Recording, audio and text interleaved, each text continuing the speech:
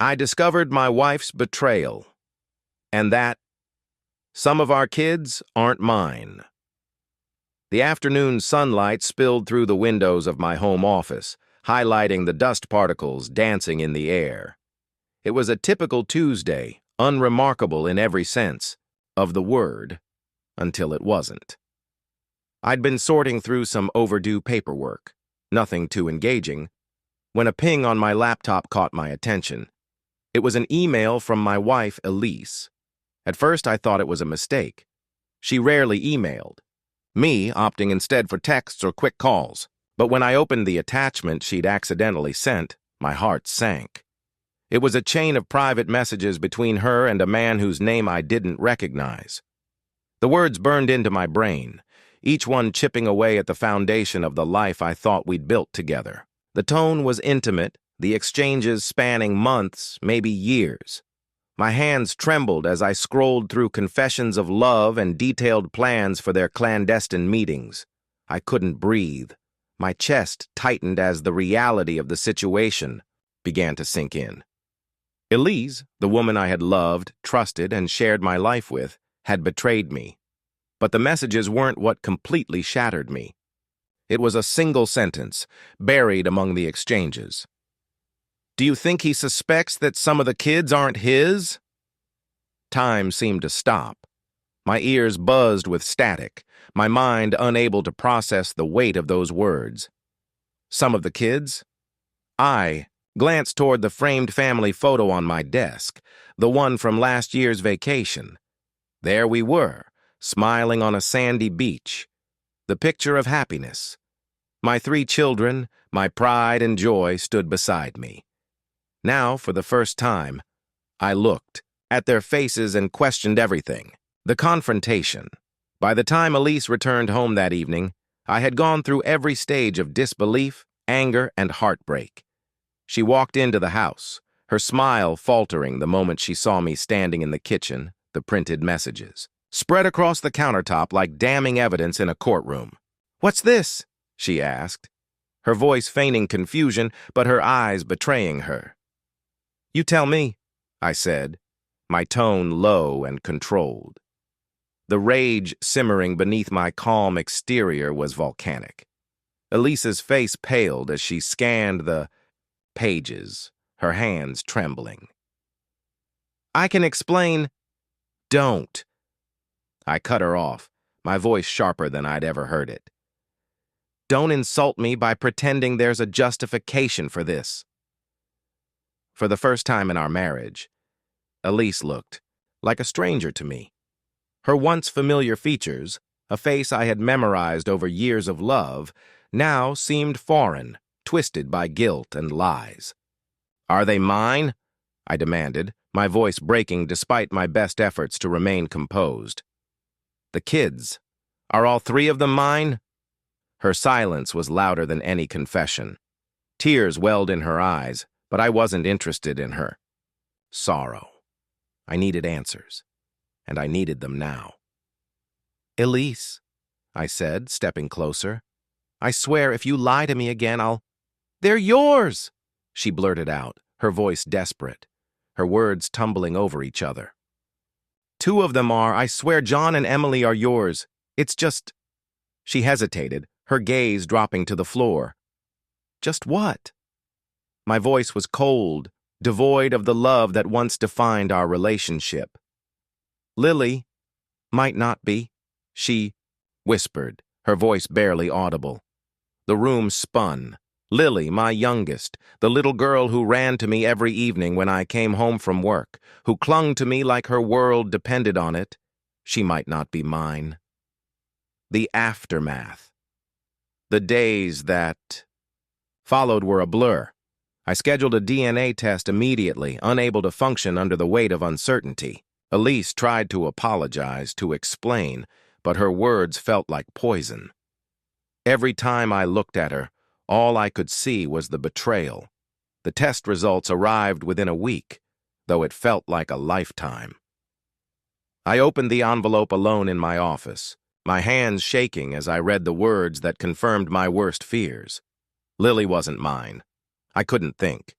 I couldn't breathe. The pain was overwhelming, a deep, guttural ache that consumed me. Yet even in the depths of my despair, I thought of Lily. She was innocent in all of this. She was a child, a beautiful, loving, and entirely blameless child. The choice. When I finally sat down with Elise, I was a shell of the man I once was. The love I had for her was gone, replaced by a hollow void. "I want a divorce," I said, my voice steady despite the storm raging inside me. "But Lily stays with me. She might not be my biological daughter, but she's mine in every way. That matters." Elise stared at me, her expression a mix of shock and sorrow.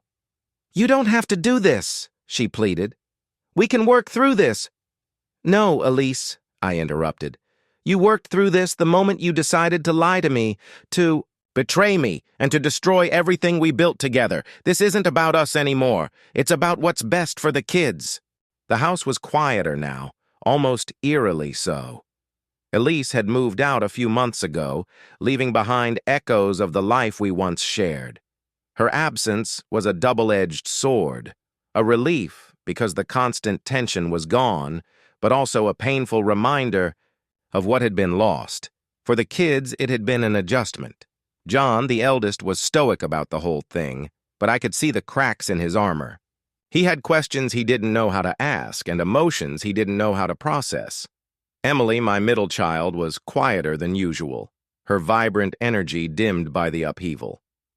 And Lily, sweet Lily. At first, I wasn't sure how to navigate my relationship with her. I'd loved her as my daughter for years, but the knowledge of her parentage gnawed at me in quiet moments. Every now and then, a small voice in my head whispered questions. Will she grow up and feel out of place? Will she resent me for not being her biological father? Am I enough for her? But Lily didn't seem to notice the storm inside me. She was as affectionate and cheerful as ever, her little arms wrapping around me tightly every time I walked through the door. "Daddy!" she would yell, her face lighting up as though nothing in the world had changed. And in those moments, I knew that she was mine in every way that mattered. Rebuilding life became about routines and rebuilding. I threw myself into being the best father I could be. I showed up to every parent-teacher conference, every soccer game, every school play.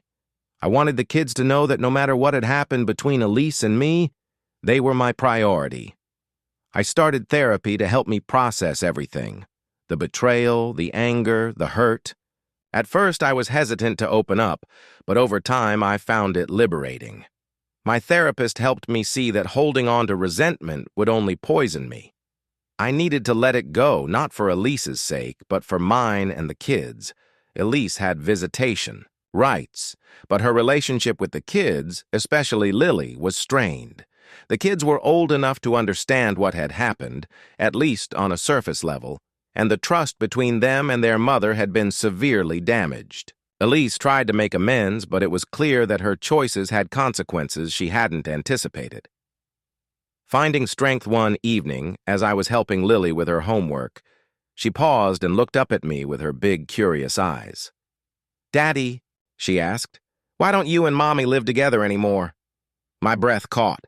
I had been preparing for this question for weeks, but now that it was here, I wasn't sure how to answer. "Well," I began carefully, "sometimes adults make mistakes, and those mistakes can make it hard for them to stay together. But just because Mommy and I aren't together doesn't mean we don't both love you very much."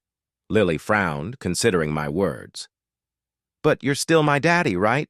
Her question hit me like a punch to the chest. I knelt down beside her and took her small hands in mine. "Of course I am. Always. Nothing will ever change that." She smiled, seemingly satisfied with my answer, and went back to her homework. But for me, that moment was monumental. It reaffirmed what I already knew in my heart. Being a father isn't about biology. It's about showing up, about love and commitment, about being there through the good and the bad. Moving forward over time, the pain of Elise's betrayal dulled. It never disappeared completely, but it no longer defined me. I started focusing on the future, on building a life that revolved around my kids and the love I had for them. I even began to consider the possibility of love again. Slowly, tentatively, I opened myself up to the idea of dating. I wanted to find someone who would not only love me, but also accept and cherish my children. And while the scars from the past remained, they became reminders of my resilience. They were proof that I had survived the storm and come out stronger on the other side. As I watched my kids grow, their laughter filling the house once more, I realized that my story wasn't one of betrayal. It was one of redemption, of learning to love and trust again, and of finding strength in the most unexpected places. Because in the end, life isn't about the moments that break us, it's about how we choose to rebuild. And I chose to rebuild with love. Months turned into years, and the echoes of Elise's betrayal became more like faint ripples on a once stormy sea. Life moved forward, steady and unrelenting, carrying me and the kids toward a future I couldn't have imagined in the darkest days. John graduated high school as valedictorian. His speech, confident and wise beyond his years, spoke about resilience and the power of family. I stood in the audience, holding back tears, knowing how much he had grown through all the challenges. Emily rediscovered her spark. She poured her energy into art, filling the house with canvases and sketches that told stories of her emotions. She still had moments of doubt, but art became her sanctuary, a place where she could express everything words couldn't capture. Lily remained my sunshine. She was growing up fast, her mischievous smile and curious mind keeping me on my toes. There were moments when I saw Elise in her, a turn of the head, a laugh, but they no longer stung. Instead, they reminded me of the unshakable bond we'd formed. A new chapter. It wasn't until I met Sarah that I realized how much I'd healed. She was a teacher at Lily's school, someone I'd seen in passing at PTA meetings, but had never really spoken to. One day, after a school fundraiser, she approached me as I was packing up tables. "You're John, Emily, and Lily's dad, right?" she asked, her smile warm and inviting. I nodded, surprised. "That's me? And you are?" "Sarah. I teach 5th grade, so I've had Emily and now Lily." She paused, tilting her head. "You've got great kids." Her sincerity caught me off guard. "Thank you. That means a lot." From that small interaction, something began to grow. Sarah and I started talking more, our conversations flowing easily. She had a gentle strength about her, a steadiness. That put me at ease. When I finally worked up the courage to ask her out, it felt different. There was no urgency, no need to fill a void. It was simply two people connecting, one step at a time. Blending lives, introducing Sarah to the kids was nerve-wracking. I wanted them to feel safe, to know that Sarah wasn't here to replace anyone but to add to our lives. At first, there was hesitation. John was polite but guarded, Emily was curious but cautious, and Lily, always the bold one, asked Sarah a million questions. "Do you like dogs? What's your favorite color? Do you think my dad is handsome?" That last question made us both laugh, breaking the ice in a way I hadn't expected. Over time, Sarah became a part of our world. She didn't try to force her way in, but instead let the kids set the pace. She cheered at John's soccer games, admired Emily's art, and read bedtime stories to Lily. The house began to feel alive again, filled with a warmth I hadn't realized was missing. Forgiveness and closure. One afternoon, I got a call from Elise. Her voice was subdued, lacking the sharpness it once carried. "I need to talk," she said. We met at a coffee shop, neutral territory. She looked different, tired, older. The weight of her choices had clearly taken its toll. "I wanted to say I'm sorry," she began, her eyes searching mine. "For everything. For what I did to you, to the kids. I see now how much I hurt everyone." Her words were unexpected, and for a moment I didn't know how to respond. But as I looked at her, I realized I no longer carried the anger I once had. "I appreciate that," I said finally. "It's been a long road, but I think we're all finding our way." She nodded, tears welling in her eyes. "I just hope one day the kids can forgive me too." That was a journey they would have to take on their own, but her acknowledgement felt like a door closing, a chapter ending so a new one could fully begin. Moving forward. As the years passed, life settled into a rhythm of joy and growth. Sarah. And I built a partnership based on trust and respect, and the kids thrived in ways that filled me with pride. The past no longer defined us. It was a part of our story, yes, but not the whole story. Because in the end, what mattered most wasn't the betrayal or the pain. It was the love that remained and the life we created despite it. And that life, I realized, was something worth celebrating every single day. Years went by, and the family I had worked so hard to rebuild became my greatest source of strength and pride. Sarah and I eventually got married in a small, intimate ceremony surrounded by close friends and family. The kids stood beside us, their smiles radiating pure happiness, and for the first time in years, I felt whole. John was in college by then, studying engineering. He had transformed into a confident young man, his determination shining through in everything he did. Watching him navigate life with such resilience reminded me of how far we'd all come. Emily, ever the artist, had her first gallery showing in the city. Seeing her paintings displayed for the world to admire was a proud moment, and I knew that her ability to channel her emotions into art had become her superpower. Lily, now a teenager, continued to light up every room she entered. Her quick wit and boundless curiosity kept us all on our toes, but her heart remained as pure and loving as ever. Elise's role, Elise, true to her word, made genuine efforts to mend her relationship with the kids. It wasn't easy. Trust takes time to rebuild, but she never stopped trying.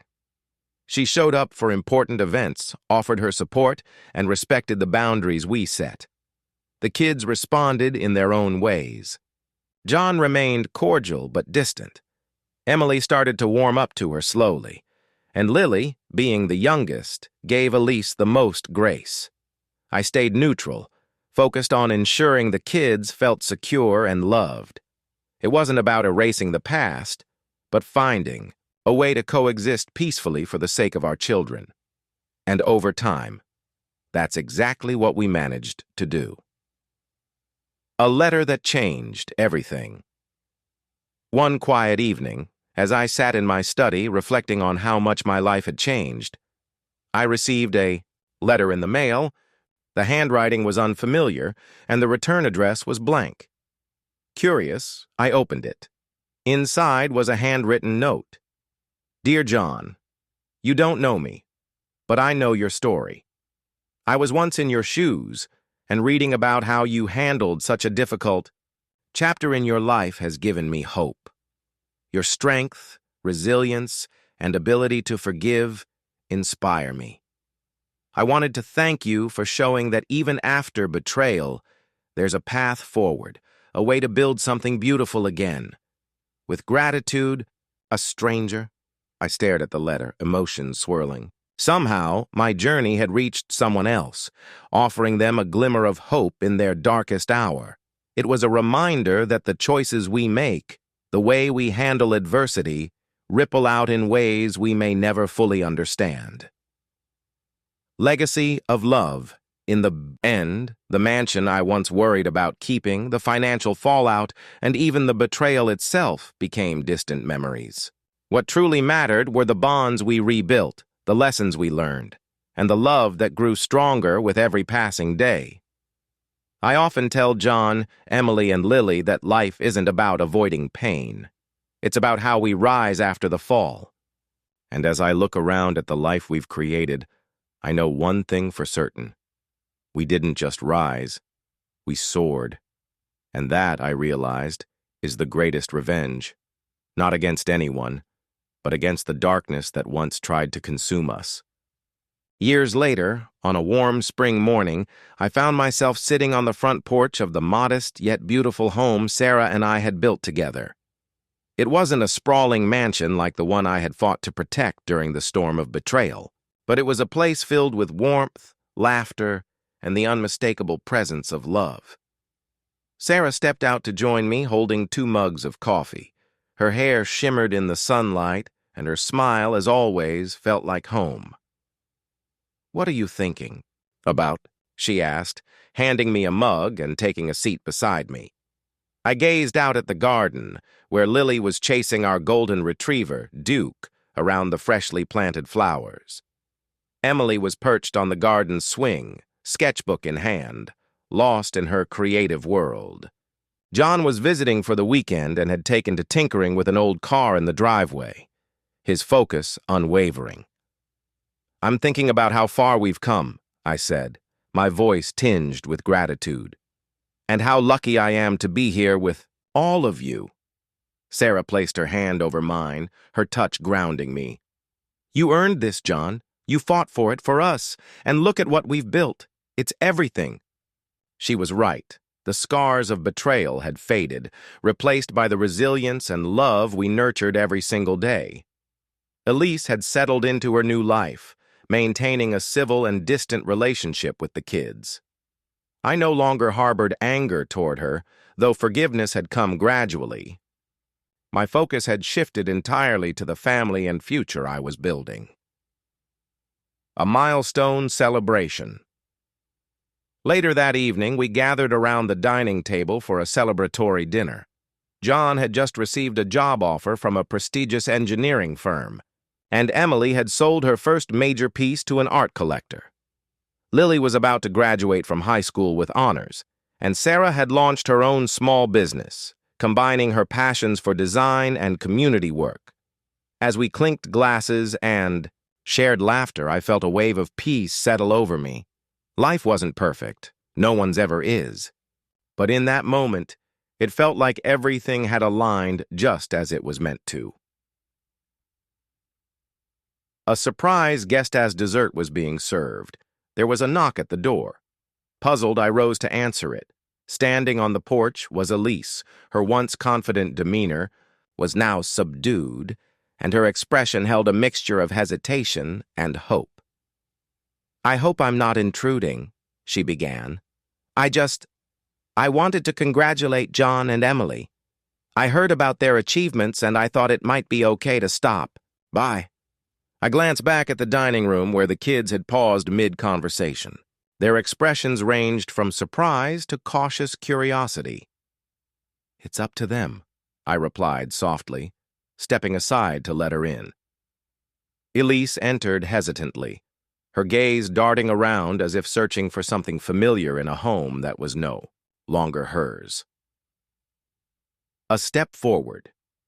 The evening unfolded with a surprising sense of calm. Elise congratulated John and Emily sincerely, her presence no longer casting a shadow of pain or tension. The kids responded politely, and though there were no grand gestures of reconciliation, there was an unspoken understanding. Everyone was ready to move forward, each in their own way. As Elise left, she turned to me and said, "Thank you for letting me come. I know I didn't deserve it, but it means a lot." I nodded, not out of obligation, but from a place of genuine acceptance. "We've all grown, Elise. That's what matters." The legacy of resilience that night, as I stood on the porch once again looking up at the star-filled sky, I reflected on the journey that had brought us here. It wasn't just about overcoming betrayal or rebuilding a life. It was about choosing love, forgiveness, and strength over bitterness. The life I had now wasn't a result of fate or luck. It was a testament to the choices we make, the battles we fight, and the love we cultivate along the way. And as I turned to go back inside where my family waited, I knew one thing for certain. The legacy I was leaving for my children wasn't one of perfection, but one of resilience, hope, and an unyielding belief in the power of love. The weeks following Elise's visit were filled with an unexpected sense of closure. Life continued as it always had, steady, filled with the hum of laughter, the occasional squabble, and moments of quiet joy. Elise hadn't pushed for more involvement in the kids' lives, which I appreciated. She seemed to have recognized her place in the narrative now, one that was less about intrusion and more about respect for the boundaries we had all built. A new chapter unfolds as the summer stretched on. Sarah and I found ourselves planning a family trip to the coast. It had been years since we'd all taken a proper vacation together, and the idea of time spent by the ocean, away from the routines of daily life, felt like a fitting celebration of the journey we'd been on. The day before we left, as I was packing up the car, John approached me, wiping grease from his hands. "Dad," he began, hesitating slightly. "Can I talk to you about something?" "Of course, son," I said, leaning against the car. "What's on your mind?" John ran a hand through his hair, his usual confidence replaced by a flicker of vulnerability. "I've been thinking about Mom. Not about letting her back in or anything, but I feel like I still have questions, things I never really got to ask her." I nodded, understanding his conflict. "It's normal to feel that way. You grew up believing one thing, and when that's torn apart, it leaves gaps. If you feel like reaching out to her would help, I'll support you. Just remember, it's your decision, and it's okay to take your time." He gave me a small smile, clearly relieved. "Thanks, Dad. I want to make peace with it all, like you have. The power of the ocean." The trip to the coast turned out to be exactly what we all needed. The sound of waves crashing against the shore, the salty breeze in the air. It was like the universe itself was offering us a moment to exhale. One evening, as the sun dipped below the horizon, painting the sky in hues of orange and pink, I found myself walking along the beach with Sarah. The kids were back at the rental house, laughing over a board game, their voices carried faintly by the wind. Sarah slipped her hand into mine, her fingers warm and familiar. "Do you ever think about what life would have been like if things had gone differently?" "Sometimes," I admitted, "but not in a way that makes me wish for anything else. I think about it as a reminder of how far we've come. Every choice, every challenge, it all led us here. And here is where I want to be." She smiled, her eyes reflecting the fading light. "You always know the right thing to say." "It's the truth," I said, pulling her close. A glimpse of the future back at the house, Lily was teaching Duke a new trick, her laughter ringing out as the dog eagerly tried to follow her commands. Emily was sketching the ocean view, her focus intense yet serene. John was in the kitchen, experimenting with a recipe he'd found, his determination a testament to his ever-curious spirit. As I watched them, a deep sense of pride and contentment washed over me. This was my family, a patchwork of love, resilience, and second chances. The road that had brought us here was far from smooth, but it was ours, and it was worth every step. And as I sat there, surrounded by the people who mattered most, I realized that the journey wasn't just about overcoming betrayal or finding forgiveness. It was about building a life where love wasn't just a word, but a constant, unshakable force, a legacy that would carry us forward no matter what lay ahead. For the first time in a long while, I felt truly free. And that freedom, born from pain and perseverance, was the greatest gift of all. As the days at the coast dwindled, I found myself reflecting on the fragility and resilience of life. Each moment felt like a quiet victory, a testament to the strength of our family and the decisions we had made to move forward. On our last night, by the ocean, We built a bonfire on the beach. The kids gathered driftwood while Sarah and I prepared marshmallows and chocolate for s'mores. The fire crackled and popped as the flames reached up to the stars, their light dancing across the faces of those I held dearest.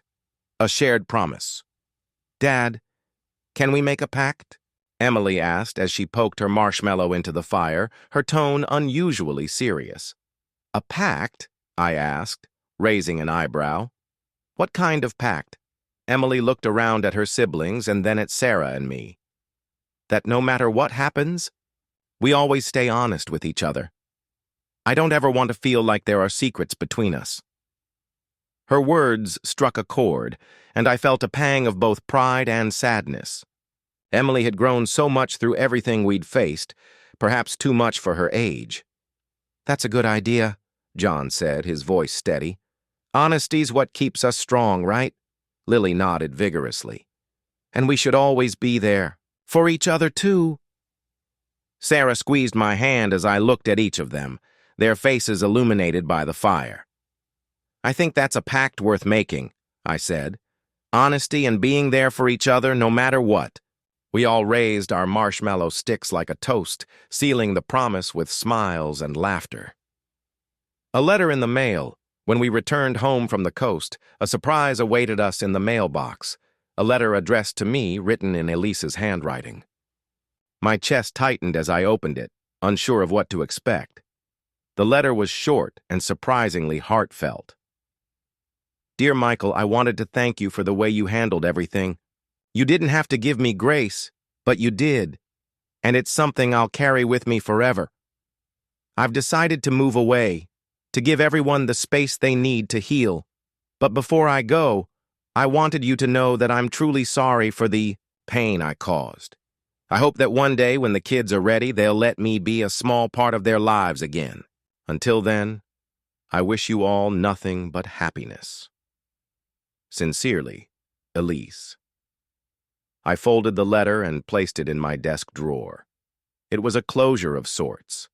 Not perfect, but enough to feel like the past could finally stay where it belonged. Moving forward, the months that followed were filled with new beginnings.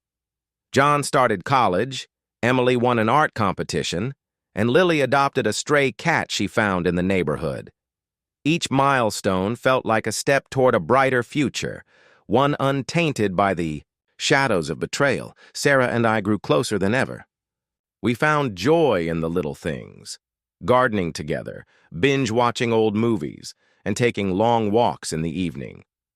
Our love had been tested in ways we never imagined, but it had emerged stronger, forged in the fire of adversity. One evening, as we sat on the porch watching the sunset, Sarah turned to me with a smile. "Do you think we've done it? Rebuilt everything we thought we lost?" I thought for a moment, watching the way the light danced on her face. "I think we've done more than rebuild. We've created something entirely new, something stronger." And, as the sun dipped below the horizon, I felt an overwhelming sense of peace. Life wasn't perfect, but it was ours. And that was more than enough. The end. The following morning, as the sun broke through the clouds and lit up the house, I felt a renewed sense of purpose. Though our story had found closure in many ways, life was never static, and I knew new challenges and joys awaited us. A new chapter. For all of us over breakfast, Lily surprised us with an announcement. "I want to write a book about everything we've been through," she said, her eyes sparkling with enthusiasm. "Not just the bad parts, but how we became stronger.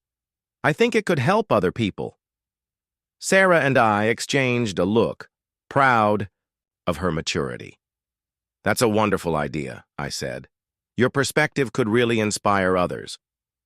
"I'll need help remembering everything," Lily added, looking at her siblings. Emily grinned. "I'll illustrate it for you. I'm getting pretty good at drawing people." John leaned back in his chair, smirking. "Looks like I'll be the editor then. Someone has to make sure Lily's words don't ramble." Their playful banter filled the room, and for the first time in what felt like forever, I saw how far we'd come, not just as individuals, but as a family, a chance encounter. Few weeks later, I ran into Elise's parents at the grocery store. They looked older, wearier, as if the strain of the past year had taken its toll.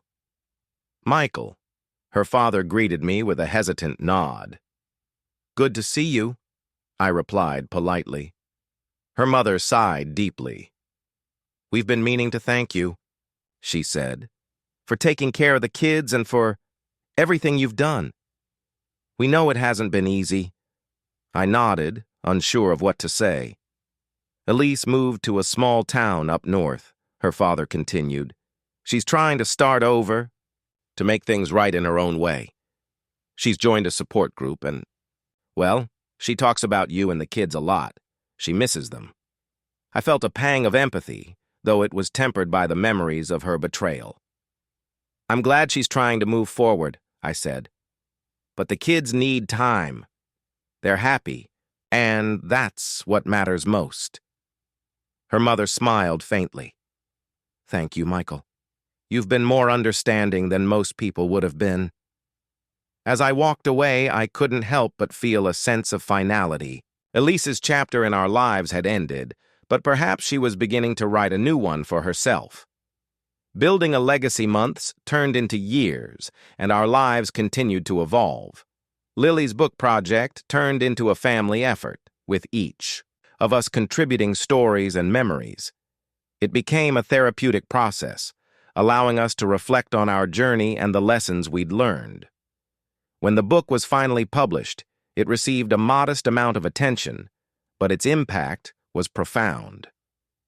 Letters began pouring in from people who had read it, sharing their own stories of resilience and growth. One letter in particular stood out to me. It was from Elise. "Michael, I read the book. It was hard at times, but it also gave me hope. I see now what I lost and what you and the kids have built together. I'm proud of all of you, even if I'm no longer a part of it.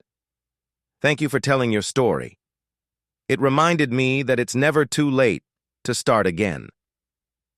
Elise." I folded the letter and placed it alongside the others we'd received, feeling a sense of closure I hadn't realized I needed. The journey continues. On the anniversary of our trip to the coast, we returned to the same beach, this time with Sarah's parents joining us. The kids were older now. John had graduated, Emily was in art school, and Lily had started her own blog. But the sense of unity we felt was as strong as ever. As we sat around another bonfire, Sarah leaned her head on my shoulder. "Do you ever wonder how things would have turned out if none of it had happened?" I thought for a moment, watching the flames flicker. "I used to," I admitted, "but not anymore. Everything we've been through brought us to this moment, and I wouldn't trade it for anything." She smiled, and I kissed her forehead, grateful for the love and life we had rebuilt. And as the waves lapped at the shore, I realized that while the past would always be a part of us, it no longer defined us. We had forged something stronger, something unbreakable, a family rooted in love, honesty, and resilience. The end,